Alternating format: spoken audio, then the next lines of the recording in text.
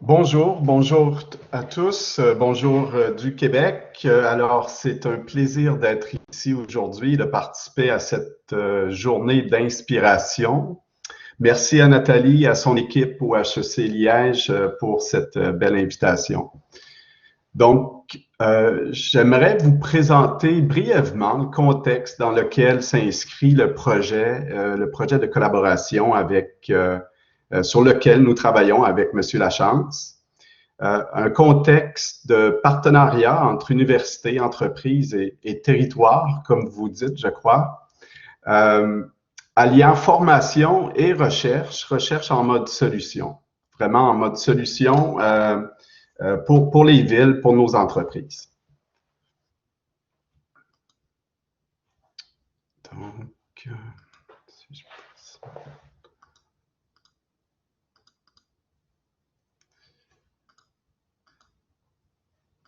Donc, le contexte, en fait, est le programme de maîtrise professionnelle sur mesure en intelligence et transformation. Et puis, c'est suite à un concours, un vaste appel lancé par la rectrice de l'Université Laval il y a quelques années dans la grande stratégie de planification au niveau de la pédagogie et de la recherche universitaire. Un appel à repenser la pédagogie et proposer de nouveaux programmes pour connecter davantage avec le milieu, hein, le milieu étant territoire, organismes, différentes sociétés, entreprises, autres universités, autres collèges. Donc, nous avons relevé ce concours et notre proposition a été retenue. Et nous en sommes aujourd'hui à la deuxième année avec une deuxième cohorte, un deuxième groupe d'étudiants dans ce programme.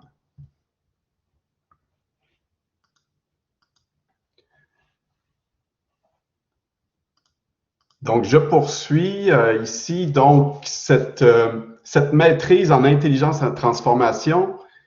Intelligence, pourquoi? On entend parler beaucoup et très fréquemment d'intelligence artificielle. Intelligence artificielle, ici, ben, oui, c'est un des thèmes, une des innovations liées à certains des projets, mais on parle aussi beaucoup d'intelligence d'affaires, intelligence humaine, cette relation aussi entre humain et nouvelles technologies. Par transformation, ce qu'on veut bien capturer ici, oui, transformation numérique, c'est un peu le cœur des différentes thématiques du programme, mais aussi transformation organisationnelle, transformation sociétale qui est amenée par les nouvelles technologies et la transformation numérique. Ici, la formation, elle se distingue aussi par l'accent mis sur les compétences, le développement des compétences, le développement des compétences dites du 21e siècle, compétences d'avenir, pour lesquelles nous croyons et plusieurs personnes de plus en plus croient qu'il est essentiel de les développer afin de mieux outiller et peut-être former des acteurs de changement, mieux outiller un peu tous nos étudiants et on offre aussi de la formation continue pour être, je dirais, d'autant plus résilients, efficaces au sein de leurs organisations en cette ère du numérique et de l'intelligence artificielle. On se concentre sur 4 compétences du 21e siècle, selon nous essentielles. La pensée complexe, donc cette habilité à comprendre les problématiques complexes. Hein. Ici, complexité, ce n'est pas quelque chose de compliqué, mais bien dynamique, très complexe, multifactoriel, un peu comme tout système en finance, système sociétal et autres. Donc, cette capacité non seulement de comprendre, mais aussi d'être conscient de ce que l'on comprend moins et d'être conscient que dans des systèmes complexes comme la politique et la gestion d'un territoire, toute décision ne peut pas être parfaite. Aussi, tout ce qui est résolution de problèmes, mais avec créativité, quelque chose de très important aussi. L'adaptabilité, donc bien savoir s'adapter aux changements, tout ce qui est imprévu, à l'incertitude. Et finalement, la communication. La communication ici déclinée sous différentes façons, que ce soit au niveau médiatique, que ce soit au niveau de la négociation, des échanges avec des collègues, des échanges avec des collaborateurs. Donc, ces 4 compétences essentielles sur lesquelles nous travaillons avec les étudiants à travers la réalisation de projets qui sont plurisectoriels, comme vous voyez ici par le diagramme, donc avec le milieu, avec plusieurs représentants du milieu, et interdisciplinaires. Hein. De plus en plus, on réalise que la réalisation d'un projet requiert plusieurs disciplines, autant des sciences humaines, sociales, que des sciences liées à la nouvelle technologie. Tous les projets des étudiants de recherche et développement sont en mode solution, donc alignés avec une problématique qui nous est amenée de la part de nos partenaires, de la part des territoires. Donc, l'accent est vraiment mis sur la co-création avec le milieu et pour accompagner les étudiants dans les réalisations des projets avec le milieu, on utilise beaucoup les approches de design thinking et aussi l'utilisation du jeu sérieux comme un véhicule de formation. L'objectif premier de ce programme, comme je disais, on a l'ambition, l'ambition de former des acteurs de changement capables d'innovation, d'amener un regard critique sur tout ce qui touche l'intelligence et la transformation, via la formation des compétences et via un projet à réaliser. Donc, c'est un programme sur 10 mois, un master professionnel. Et les inscrits, nos étudiants, viennent de différents milieux, des étudiants qui poursuivent après une première formation, des étudiants qui s'inscrivent, qui sont sur le marché du travail, et même des élus, en fait, des représentants de municipalités, tels que le prochain orateur, qui va vous parler d'un projet qui s'insère dans le programme que je viens de présenter, sous la thématique de ville intelligente et territoire connecté, et un projet qu'il mène en collaboration avec la ville, l'Université Laval et d'autres partenaires, accompagné par notre équipe. Donc, ça me fait plaisir aujourd'hui de laisser en fait toute la place à mon jeune étudiant qui est Pierre-Luc Lachance. Merci Sébastien, très agréable présentation. Jeune étudiant de moins en moins. Rendu à mes vénérables 39 ans, je ne sais plus dans quelle catégorie je suis, mais bon, on va faire comme. Merci à tous de nous accueillir pour cette belle présentation. Écoutez, je vais commencer le tout parce qu'on a peu de temps et je veux qu'on puisse être capable de répondre et prendre les questions et tout, comme on dit, au fil de l'interaction. Est-ce que tout le monde, je suis en train de partager le magnifique fichier, Pierre-Luc Lachance, présentation, partager maintenant. Est-ce que tout le monde le voit? Ou pas du tout? Vous voyez ma sympathique bouille, tout simplement. Attendez, on va réessayer. Et voilà, là, il devrait être en train de partir dans 3, 2, 1, c'est parti! Un nouveau système d'exploitation pour Québec, une ville intelligente. Vous allez voir, dans le fond, on parle de transformation numérique. On va parler, mais avant de parler de transformation numérique, ce que je me suis rendu compte, grâce, entre autres, au début de ma maîtrise avec Sébastien, c'est à quel point le numérique était peu important dans la transformation numérique, mais qu'on devait faire plutôt une transformation humaine avant toute chose. Et lorsque Sébastien parlait de pensée complexe, de compétences du 21e siècle, on se rend compte que c'est effectivement le cœur de ce qui est nécessaire pour réussir une belle présentation. Donc, on va à la diapositive suivante. Qui suis-je? Toujours sympathique de se présenter. Donc, officiellement, on a mis une belle photo de moi pour dire que je suis un élu de la Ville de Québec depuis 2017. Tantôt, on a parlé de mon court passage en Belgique. Effectivement, je suis déjà allé à Namur dans le cadre du KIC Festival, voir, dans le fond, à la collaboration de semaine du numérique un peu, d'événements numériques de la francophonie. Donc, je suis allé à 65 km par la E42 de vous, à Liège, donc à Namur, passé du très bon temps là-bas, rencontré des gens ultra intéressants. Gilles Balzer de Dog Studio, je crois d'ailleurs que c'est un studio qui est quand même assez majeur en Belgique. Donc, c'est ça, je suis un gars aussi qui vient du domaine événementiel à Québec. Si vous avez déjà entendu parler de gros événements de la Ville de Québec, comme le Festival d'été ou le Carnaval de Québec, bien, je travaillais dans ces événements-là à la gestion de projets un peu spéciaux. J'ai d'ailleurs travaillé en 2008 à faire venir les géants, donc les grosses marionnettes géantes là, qui se promènent dans les défilés dans les villes en France et en Belgique. Donc, c'est ce que je sais faire dans la vie de l'événement. Mais bon, on évolue dans la vie, on devient un jour un peu le super-héros de notre vie. On prend connaissance de nos compétences de commandant.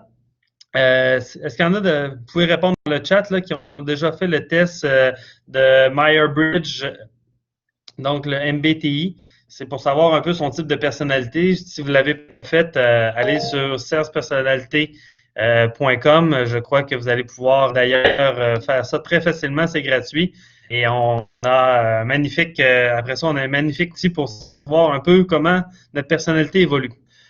Aujourd'hui, je vous présente rapidement, comme je vous ai dit, l'évolution un peu de ma pensée autour des villes intelligentes. Vous allez voir que c'est tourné, comme je disais, très humain. D'ailleurs, à la Ville de Québec, on a revu notre définition de ce que c'est une ville intelligente. Vous allez voir que c'est maintenant quelque chose qui est très tourné sur l'humain, à savoir c'est des citoyennes et des citoyens en santé, sur un territoire en santé, en plaçant l'humain au cœur de l'innovation sociale et technologique.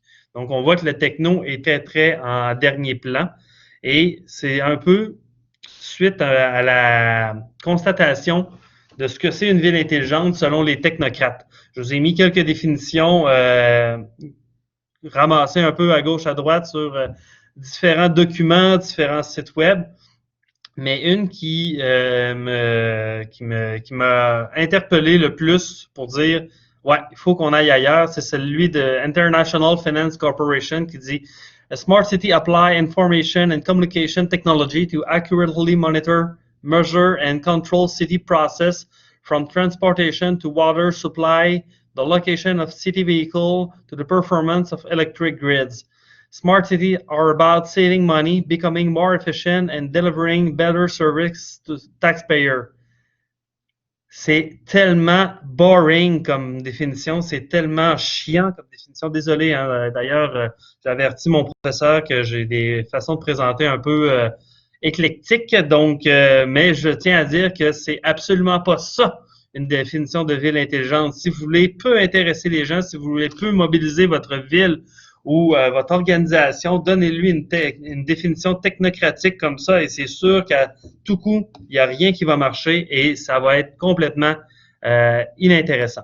Donc, on s'est basé un peu sur la littérature, comme je disais, pour évoluer notre définition de ville intelligente et je vous en présente trois rapidement que j'ai découvert à travers les ouvrages que j'ai lus autour des villes intelligentes. Je suis rendu à peu près une soixantaine d'ouvrages de parcourus autour du sujet et à quel point ces définitions-là sont simples et rapportent l'humain tranquillement, pas vite, au centre de la préoccupation, mais aussi la gouvernance. Qui gouverne les villes et comment cette gouvernance-là doit permettre d'avoir une meilleure relation humaine. Donc, si vous avez Vincent Moscou, en 2019, Smart Cities are not just about the development and application of technology that can improve urban life. They are also about govern the city, who profit and who is left out. Tantôt dans mes définitions, des citoyennes en santé. Pourquoi? Ben, who is left out? Généralement, les gens qui ont des problèmes de santé, qui ont des problèmes on appelle ça des inégalités sociales de santé, sont souvent exclus de ce domaine-là de ville intelligente et pour nous, ça fait aucun sens. À un point tel que notre prémisse de ville intelligente à la Ville de Québec, je vous ai donné la vision, mais c'est parti du fait qu'on s'est rendu compte à travers des études de santé publique que les gens qui vivent dans des secteurs moins favorisés de Québec, dont un que je représente, la base ville de Québec, Saint-Roch, Saint-Sauveur, des petits quartiers au centre-ville, ont généralement 8 ans d'espérance de vie inférieure versus des gens qui vivent dans des milieux favorisés. Donc, pour vous dire à quel point on a un problème, malgré que la ville est belle, malgré que la ville va bien économiquement, malgré la pandémie, tout ça, les gens qui sont laissés de côté, c'est ce qui ne fait plus aucun sens dans le cadre d'une ville intelligente. Attendez, on s'amuse à changer ça en même temps. C'est parce qu'il faut que je change sur mon ordi en même temps parce que mon PowerPoint est sur mon ordi de bureau pendant que je fais la présentation sur mon ordi personnel. Contrary to the fable told by smart city proponent, technology creates little value on its own. It must be thoughtfully embedded with municipal governance. Ça, c'est Ben Green en 2019 qui écrit ça. Ben Green, qui est l'ancien data scientist de la ville de Boston. Et lui, il s'en est rendu compte justement à quel point, si on fait juste de la technologie pour de la technologie, ben, il ne se passera absolument rien. Il faut qu'il y ait un purpose, une raison d'être beaucoup plus claire de la part de la gouvernance municipale, de la part de l'implication citoyenne dans laquelle la technologie va s'inscrire et on va le voir un petit peu plus loin dans ma présentation. Dernière définition, qui date un peu plus de longtemps. Good governance is not what creates this glue of civic attachment. Rather, it's civic attachment that creates good governance.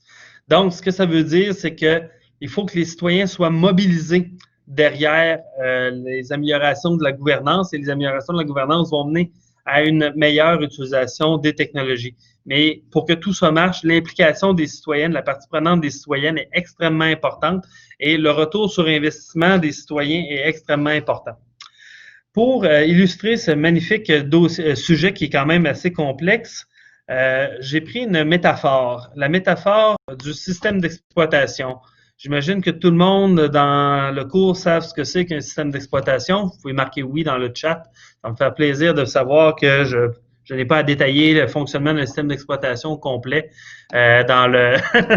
pour ma présentation. Oui, excellent. Merci beaucoup Olivier, David, Stéphane, Arnaud. Donc, l'idée, c'est de voir la ville comme une interface entre les citoyens et le territoire, les ressources territoriales et les différents départements d'une ville, tout comme un système d'exploitation et l'interface entre l'usager, les ressources matérielles, donc le processeur, la mémoire vive, et les applications qui peuvent rouler sur un ordinateur, par exemple, ou sur un téléphone intelligent.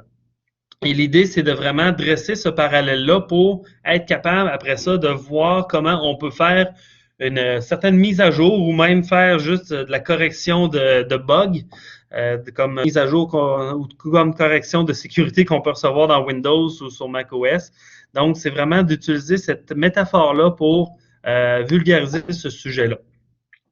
Rapidement, je vous présente un système d'exploitation générique d'une ville qui fait peu de place à la démarche de ville intelligente. Donc, des acteurs, à savoir un cabinet de mairie, des élus municipaux, une administration publique et des citoyens qui interagissent, qui ont une dynamique d'interaction entre les acteurs qui est quand même importante. Il faut savoir aussi bien distinguer l'administration publique des élus municipaux parce que l'administration publique a été mise en place pour faire la gestion fonctionnelle de la ville. Donc, eux sont là pour assurer une certaine neutralité dans le traitement des dossiers, dans le traitement du fonctionnement de la ville, alors que les élus municipaux, leur objectif, c'est d'influencer et d'orienter pour essayer de réaliser des projets qui correspondent le mieux aux besoins des citoyens.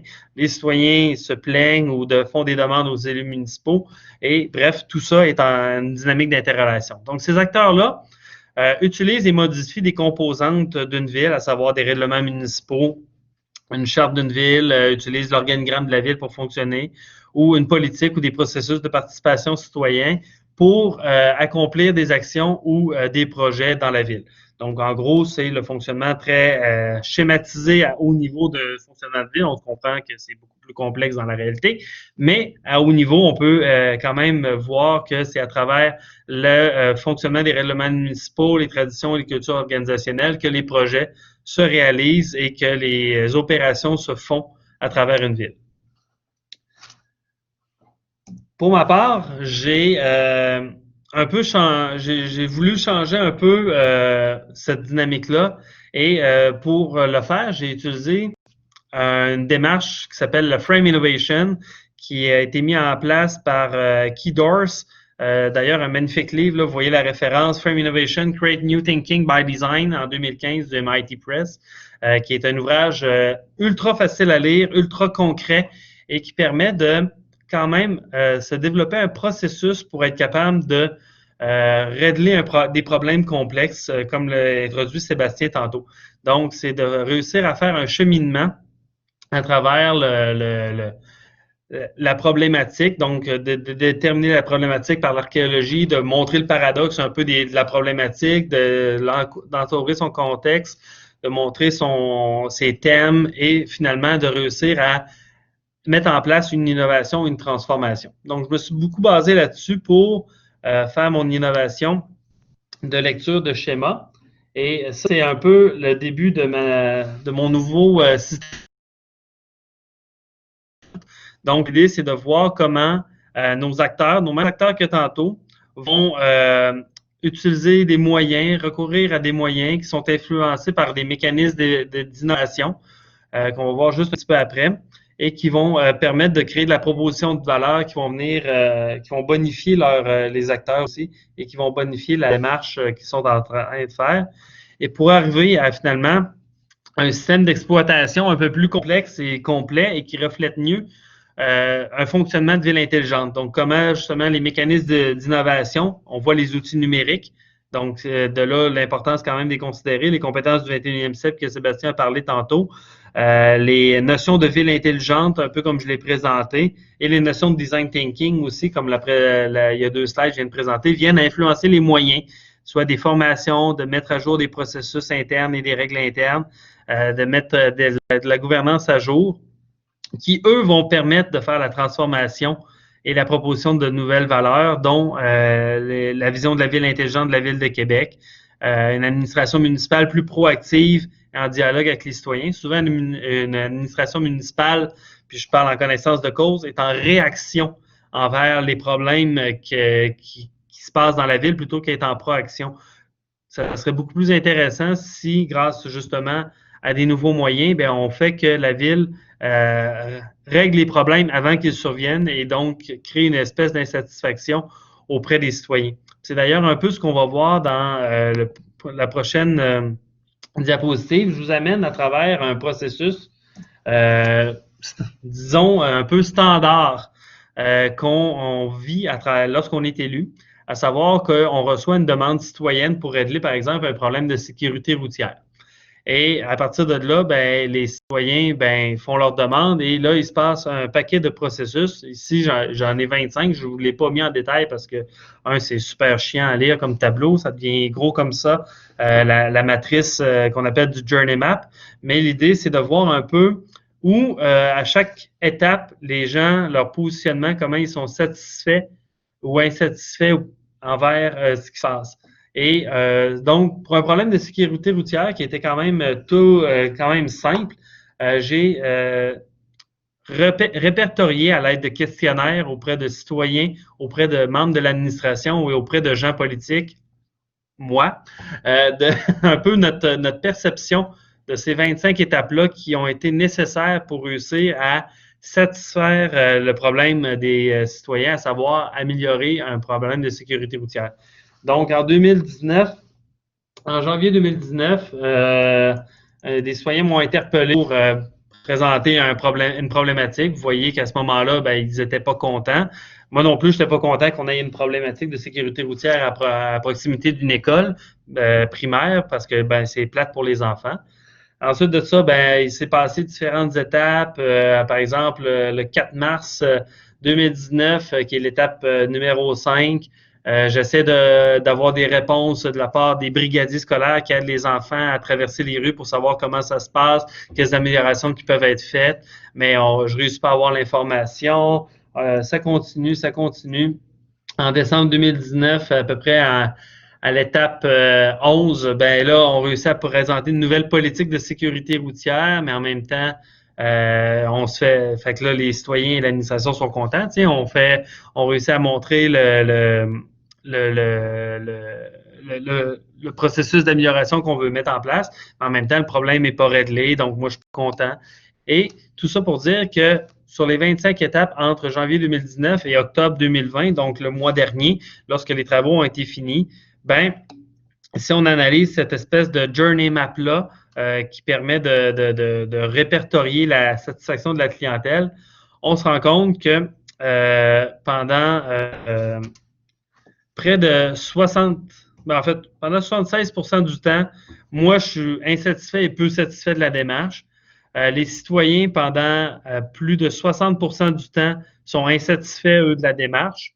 Et l'administration, envers elle-même et envers les réactions des citoyens, est insatisfait pendant 62% de la démarche. Donc, on se rend compte finalement que le processus crée plus d'insatisfaction, bien qu'il se termine bien et que les travaux sont réglés, et crée beaucoup d'insatisfaction. Et c'est cette espèce de friction-là que je crois qu'on doit adresser, qu'on doit finir par régler en tant que ville pour devenir une ville intelligente qui est nécessaire. Et c'est un peu le processus un peu d'innovation que je tente à apporter.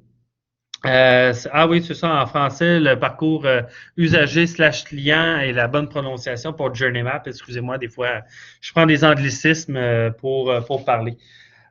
Donc, c'est cette espèce de friction-là qu'on veut réussir à régler à travers l'innovation de la gouvernance qu'on veut mettre en place, à travers de ce que ça doit être une ville intelligente. Et c'est pas toujours simple. Il y a beaucoup de choses à changer, comme vous l'avez vu. Il y a quelques diapositives. Le processus peut devenir quand même assez complexe. Mais l'objectif, c'est de rentrer un nouveau paradigme en place dans cette dynamique-là, à savoir un parcours idéal que pourrait être un changement de problématique ou de problématique. Puis je vais me permettre de me faire une petite histoire de ce que je vois comme vision dans ce nouveau paradigme-là, à partir d'expériences qui sont très réelles dans le quartier que je représente. Je vous fais un petit monologue de la situation. Cet été, disons, dans le futur, le département de la foresterie urbaine a prévu faire de nouvelles plantations dans le secteur de Saint-Sauveur pour aider à atteindre l'indice de canopée de 15% qui a été fixé par la vision de l'arbre de la ville. Il faut savoir que présentement, dans le centre-ville de Québec, l'indice de canopée est de 13% et ça cause des problèmes d'îlots de chaleur. Donc, grâce à des capteurs d'îlots de chaleur qui pourraient être mis en place dans le cadre d'une démarche de ville intelligente, donc l'aspect technologique, Gilles, le directeur de la foresterie urbaine, a pu établir des zones prioritaires où intervenir.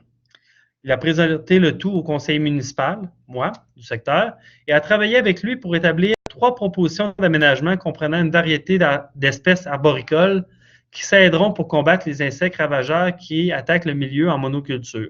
Par exemple, juste pour vous donner un exemple de cette problématique-là, on a présentement la grêle du frêne qui sévit à Québec.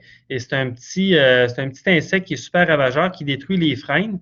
Et les frênes, c'est un des arbres emblématiques de Québec qui a été mis en place pendant plusieurs centaines d'années et qui sont aujourd'hui matures, magnifiques et qui créent une espèce de charme. Bien, on sait qu'on va perdre l'ensemble de ces arbres-là. Pourquoi? Parce que c'est juste ça qui a été planté pendant un bout de temps dans la ville de Québec et ça va créer des vides énormes.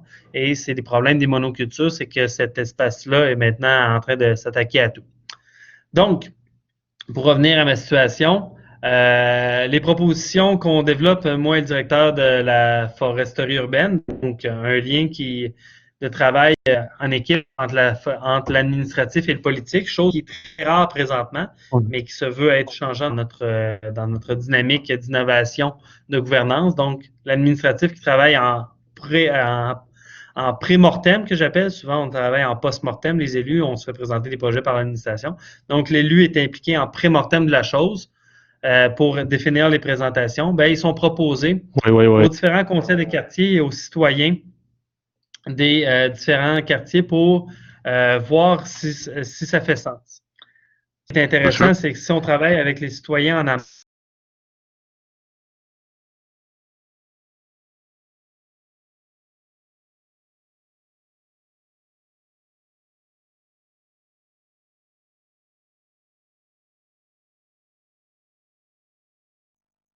désactiver mon audio. Ah, est-ce que j'avais un problème avec mon audio, modérateur? Oui, vous aviez un petit problème. Oui, mais ça va mieux.